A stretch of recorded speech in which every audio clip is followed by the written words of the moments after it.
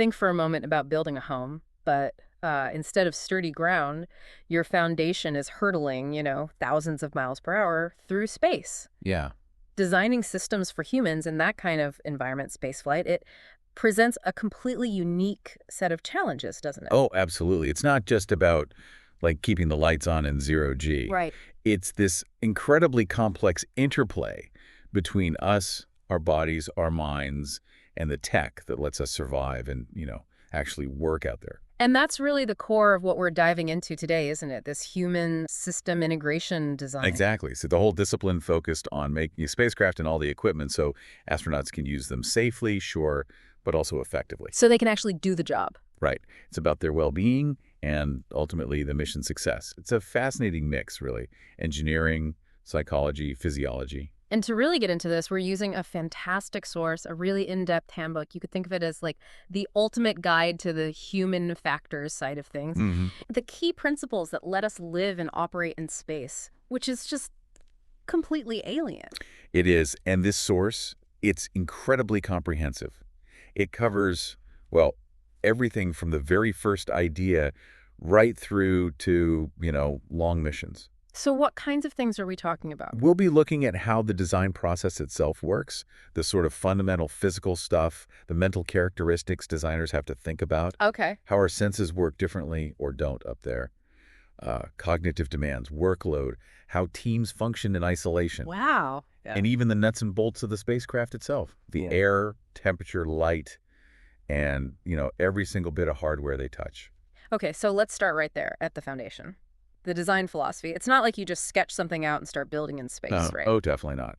It's a deeply, deeply iterative process. A continuous loop, really. Yeah. Design, test, refine, design, test, refine. All the way through. From the initial concept right through the actual mission operations and even potential upgrades years down the line. And a really critical early bit is nailing down the concepts of operation. Okay, what's that? It's basically painting a really detailed picture of how the system's going to be used day in, day out.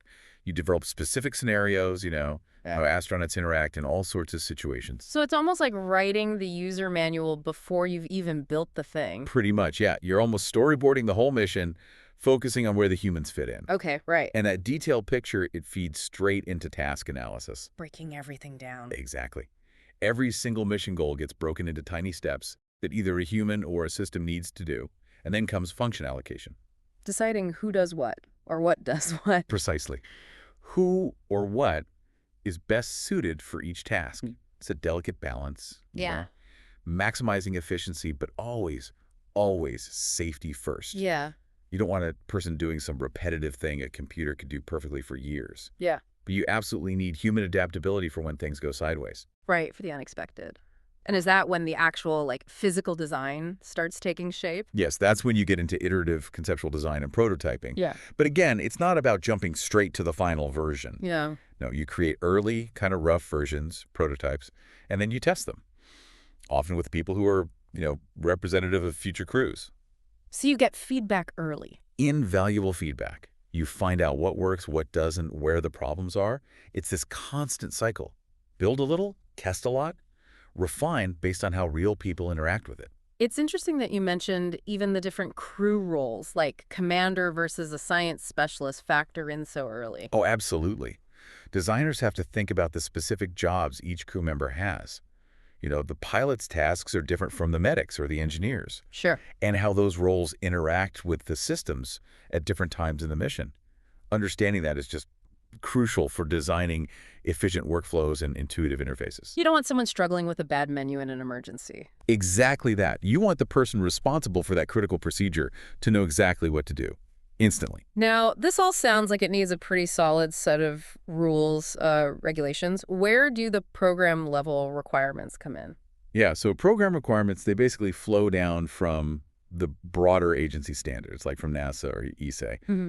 But the key thing is these program requirements must be verifiable. Meaning you have to be able to test them. Right. You have to prove you've actually met the requirement. Yeah. Now, some of those agency standards, especially for basic human interface stuff like, labeling buttons, clearly they're pretty easy to verify. Okay.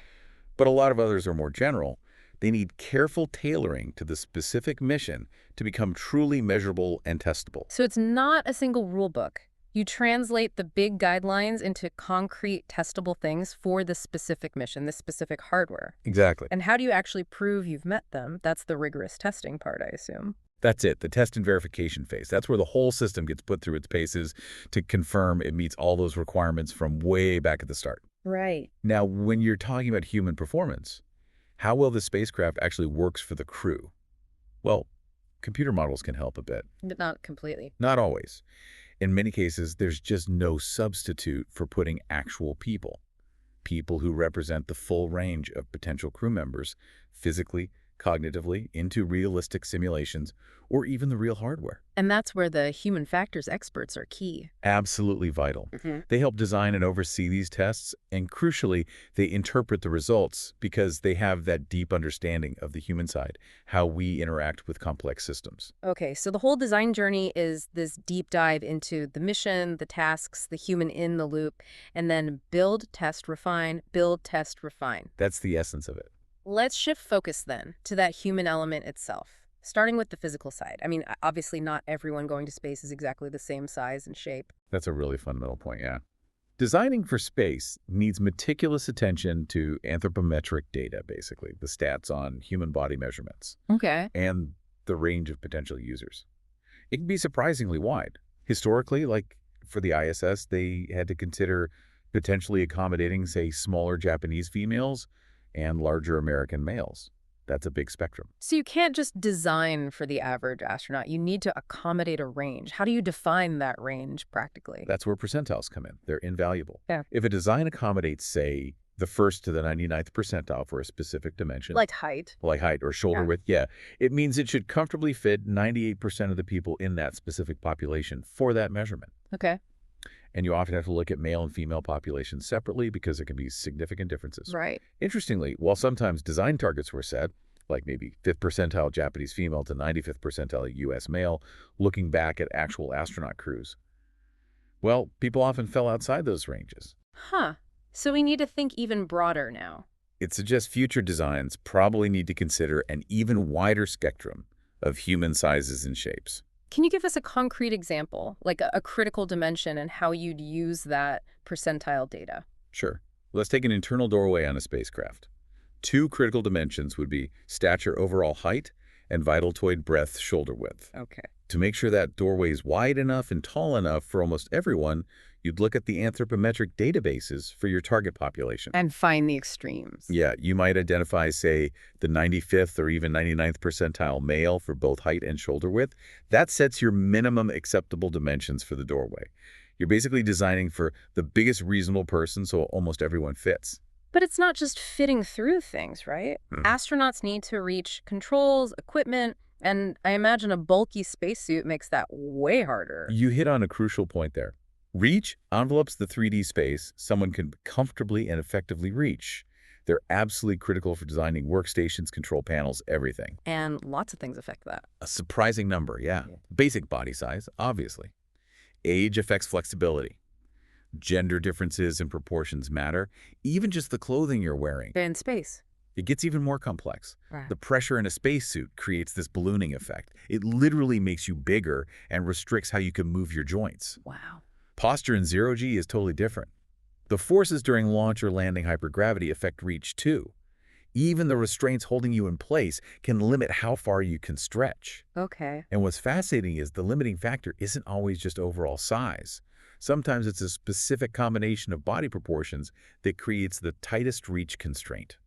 What about the longer-term effects? Like, we know astronauts exercise a ton to fight muscle loss. Does that deconditioning factor into design? It absolutely does. Deconditioning on long missions impacts muscle strength, aerobic power, especially in the legs and back muscles we use for support against gravity. Right. And while exercise helps counteract this, designers need to know that a crew member's strength, maybe even their reach, might be a bit less later in a long mission. We plan for that. You have to consider it. Even basic joint range of motion, how far you can bend your knee or hip that's important for lifting things, just moving around, it might be different in zero-G or on Mars compared to Earth. And there are still unknowns.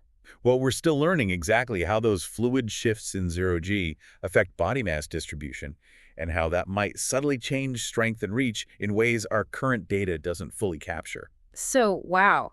From doorway width to leg strength months into a mission, the physical human is just this huge interconnected challenge for designers. It really is.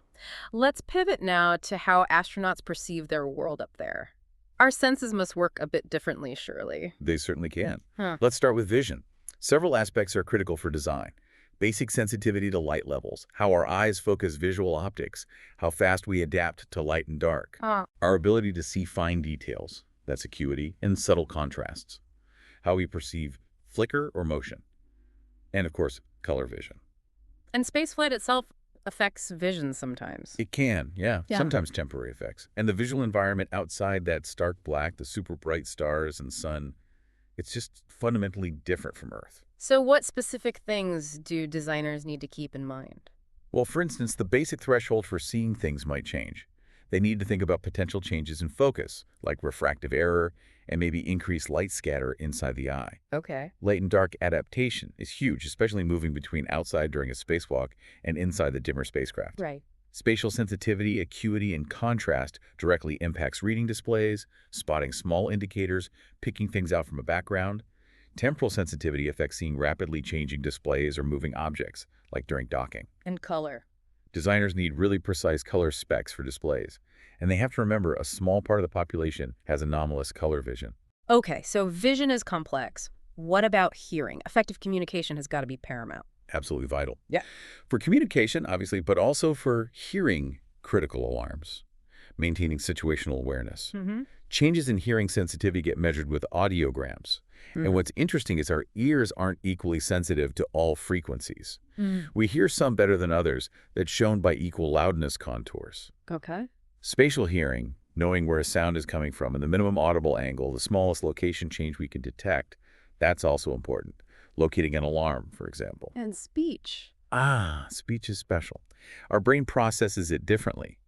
It's actually remarkably resistant to distortion. Yeah. But even if you can understand speech through a crackly comms link, that distortion takes more mental effort. It increases listening effort, leads to fatigue. So clarity is just as vital as just being able to understand it. That makes total sense. Even if you can figure it out, the strain adds up. Exactly. Yeah. Designers need to aim for really high-fidelity audio to minimize that cognitive load, prevent that fatigue. Now, let's go inside the astronauts' heads. Spaceflight is incredibly demanding cognitively. How do designers account for attention, memory, decision-making under pressure?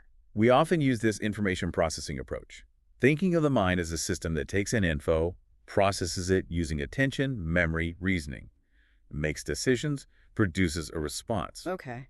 And all those functions, attention, memory types, logic, quick decisions, good judgment, problem solving, they're absolutely critical for astronauts. Designers have to create systems, interfaces, procedures that support those processes, minimize error potential. Decision-making in those high-stakes, time-critical moments, it's huge. Are there different models for how people, especially experts like astronauts, decide under pressure? Yes, several. In high-pressure, time-crunch situations, experts often rely on intuitive decision-making, sometimes called recognition-primed decision-making. What's that? They rapidly assess the situation based on their deep experience and basically grab the first course of action that feels right without necessarily comparing lots of options. Fast and efficient. Can be, yes.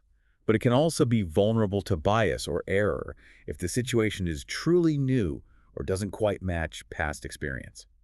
That's crucial when designing emergency procedures and the interfaces supporting them. And what about all the stressors in space? Noise, weightlessness, time pressure. How do they impact cognition? Stressors like noise and time pressure can have complex effects. Sometimes, yeah, excessive stress degrades performance. But moderate stress can actually sometimes help. Really? It can narrow attention, helping an astronaut focus intensely on the most critical task.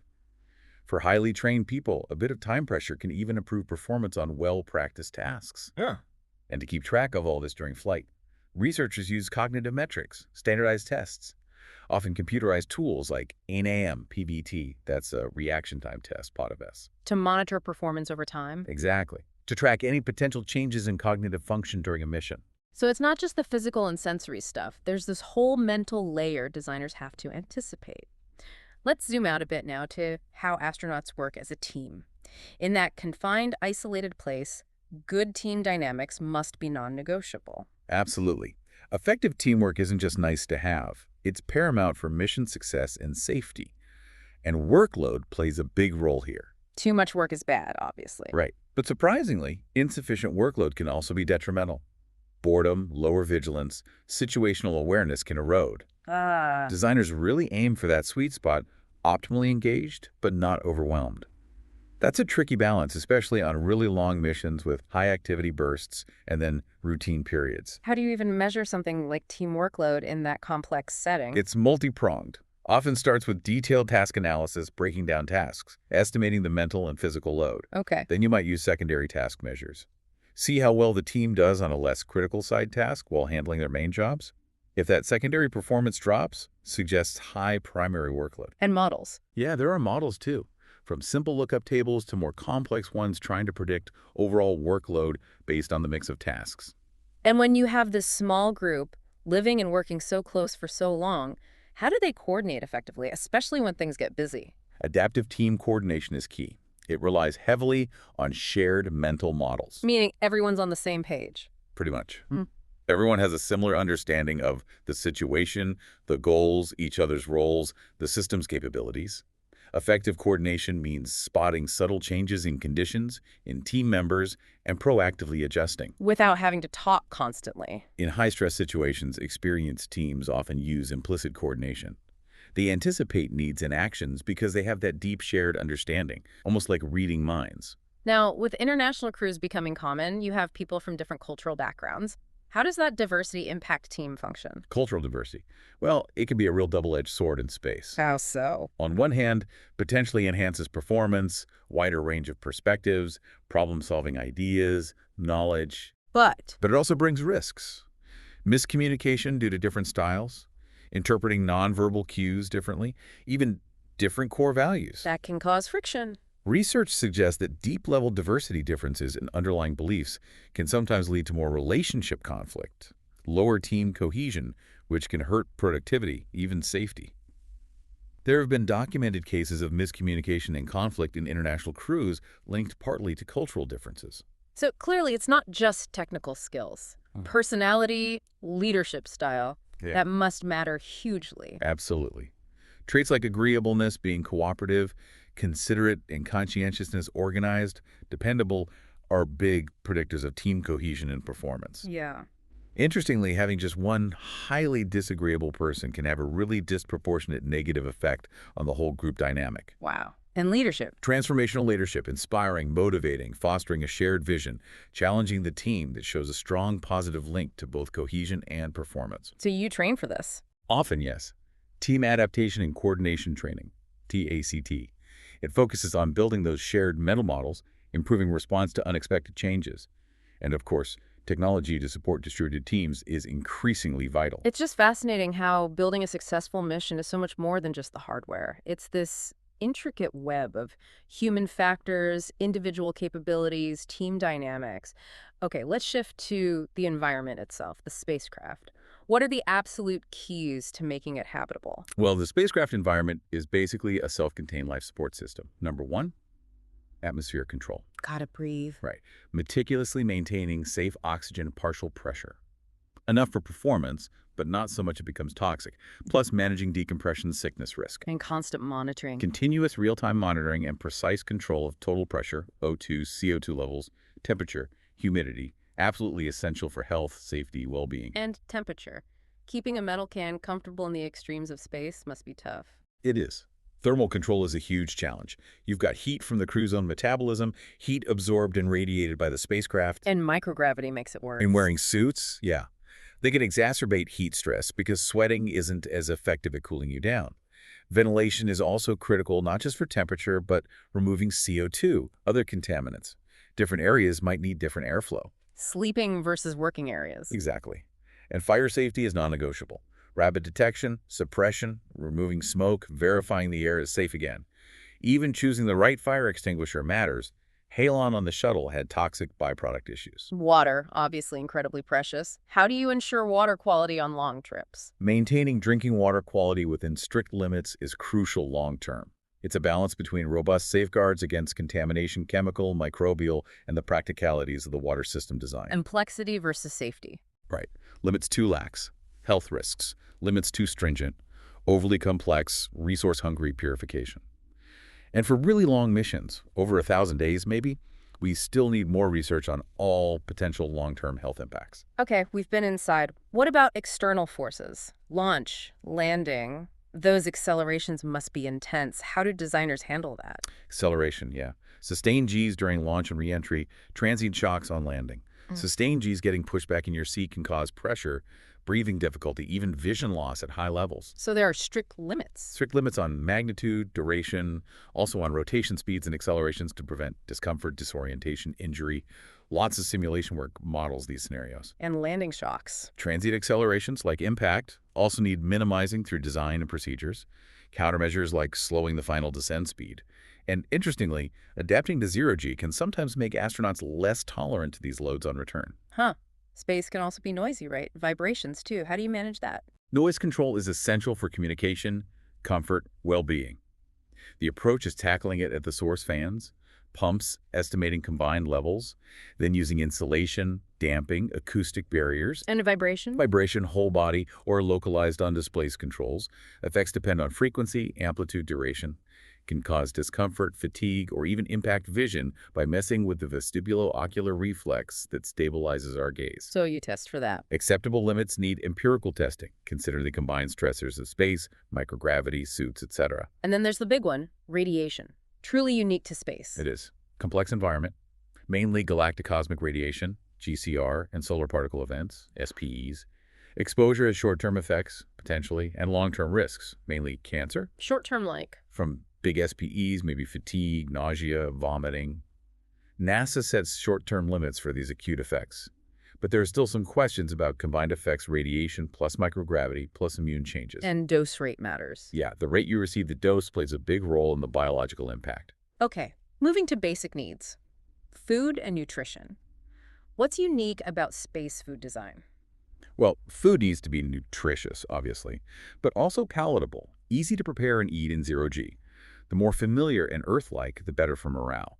Even meal timing matters. Yeah, and taste changes. Yeah, zero-G can affect taste and smell fluid shifts. Less air circulation in the nose. That's why space food is often more strongly seasoned, lots of condiments available. And packaging. Packaging has to maintain quality for potentially years, prevent spoilage, be easy to open and dispose of weightlessly. What about the less glamorous but vital stuff? Hygiene, waste management, unique challenges there too. Oh, definitely. Hygiene facilities depend on mission lengths, crew size, need to be easy to use, clean, prevent illness spread. Waste management has to handle specific volumes, masses of waste containment, odor control, privacy are key. Exercise. Vital countermeasures need dedicated equipment.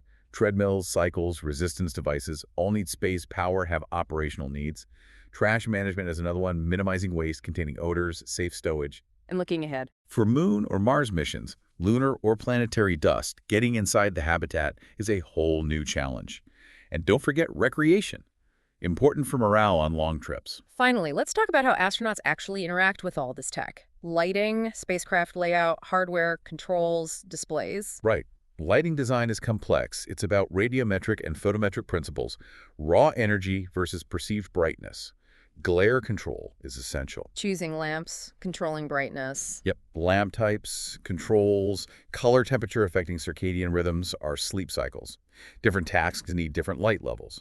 It's an iterative design process itself. And the overall layout. Spacecraft architecture, the layout, putting related functions together or separating others critical for habitability, workflow. Crew size, mission length, drive the internal volume and shape. Moving around in zero-G. Crew restraints, mobility aids, handholds, foot restraints essential for safe, efficient movement and work. Need to avoid hazards like harness suspension syndrome from bad restraints. Hatches, windows. Hatches, especially pressure hatches, need safe, reliable, intuitive operation. Windows get categorized by viewing area size, optimized for tasks like observation or docking. And individual hardware pieces. Emphasis is on accessibility for maintenance, modularity for easy swaps, minimizing tiny fasteners you could lose, electrical safety. Specific ergonomic guidelines exist for handles, controls, physical displays. And the interfaces. Yeah. Screens and buttons. Correct, most critical. Nice. Usability, simplicity, consistency across everything. Legibility, absolutely paramount. Display details like brightness, resolution, color, viewing angle matter, control design buttons, switches, keyboards, joysticks. tactile feedback is important. Just consistency is key. You'll find detailed recommendations and handbooks for all these elements. The big goal is intuitive interfaces that minimize error, boost efficiency. Wow.